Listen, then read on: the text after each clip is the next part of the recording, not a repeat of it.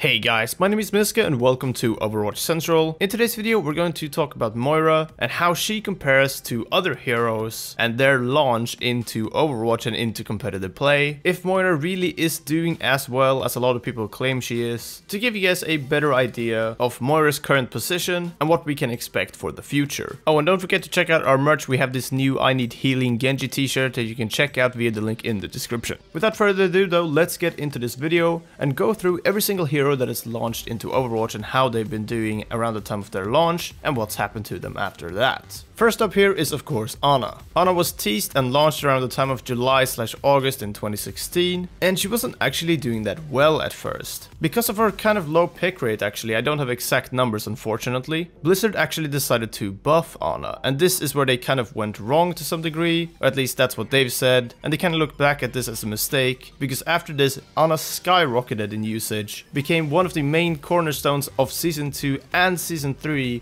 in Overwatch competitive play, and have been doing pretty well ever since. She's been at least an alright pick in every single competitive season, I feel like. And that was all sort of started by Blizzard buffing Ana due to her not doing so well after launch. Moving on after that we have Sombra, who had a similar story in the way that she wasn't really doing that well, but Blizzard said explicitly that they didn't want another Ana situation, so they decided to just wait and see if the community would figure out how to play Sombra and see if she would rise in pick rate a little bit. She was changed a tiny bit here and there. She didn't really rise in pick rate that much, however some players really figured out how to play her well and utilize her kit, so there are definitely some really good Sombra players out there, but she is still kind of a niche pick to this day. After this of course came Orisa, who had a very underwhelming launch, and she was not really picked a lot at launch at all, only on average by 4% of players across all skill tiers, and this is extremely low. And after a few buffs and changes here and there, towards the end of Season 4, when she had been in the game for about a month, Orisa's pick rate was still kind of low, but it had gone up in low skill tiers and was overall on about an average of 11 or 10% roughly across all skill tiers. She's kind of dipped down a little bit again, but her win rate is actually pretty decent nowadays, but still definitely more of a niche pick overall in comp looking at hero usage. Next up is of course Doomfist, and this was a very interesting hero launch, as he was very hyped, had that sort of kit that really tied the abilities together nicely, very indifferent from Orisa on that part. And because of all of this, he had a roughly 25% average pick rate across all skill tiers in competitive play when he launched. That was the first 1 or 2 weeks of Doomfist being in competitive play,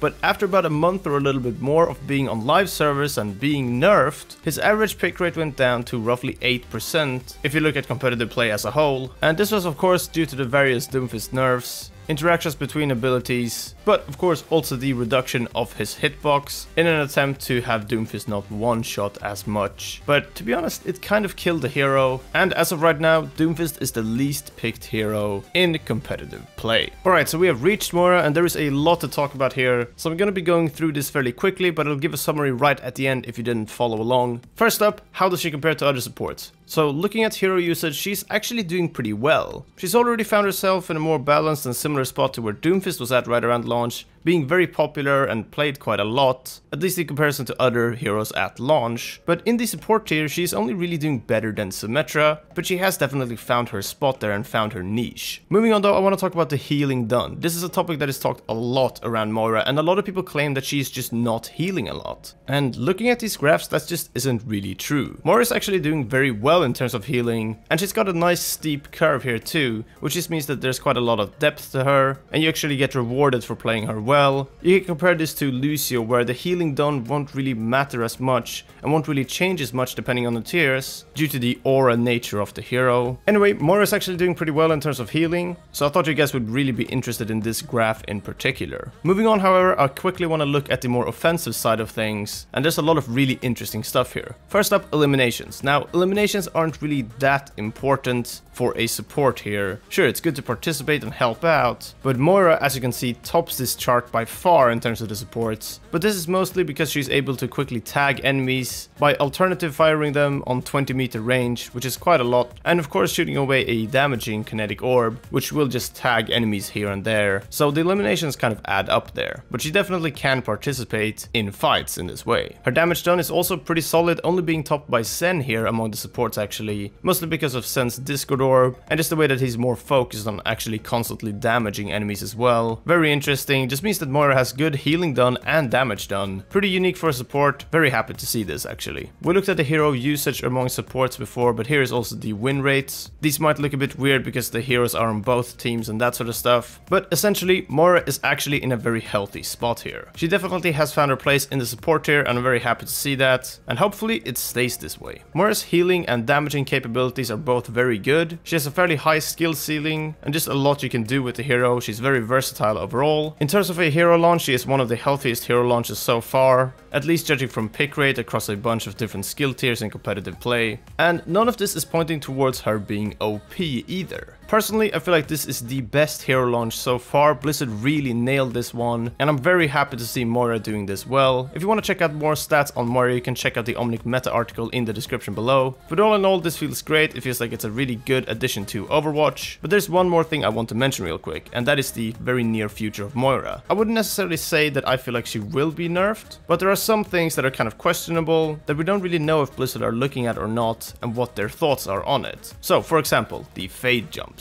Fade is Moira's movement ability, and you can use this to get around the map very quickly by jumping at the end of it and keeping your momentum and almost doubling your distance with the fade here. I'm not sure if this is intended or not, and there's been a lot of discussion about this, so maybe Blizzard will actually sort of remove this little tech that is available in Moira right now. Other than that though, there are some things that could potentially be tweaked around Moira, or just adjusted a little bit, but it's really hard to say what Blizzard are looking at internally. Alright, that's it for this video though. Thank you very much for watching. Do like the video if you enjoyed it, and subscribe for more Overwatch content as per usual, of course. Comment down below, what do you think? Will Moira stay where she is? Will she drop a little bit? Or will she maybe even go up even more in usage as more players figure out how to play her? Let me know in the comments below, but until next time, take care, and we'll see you then.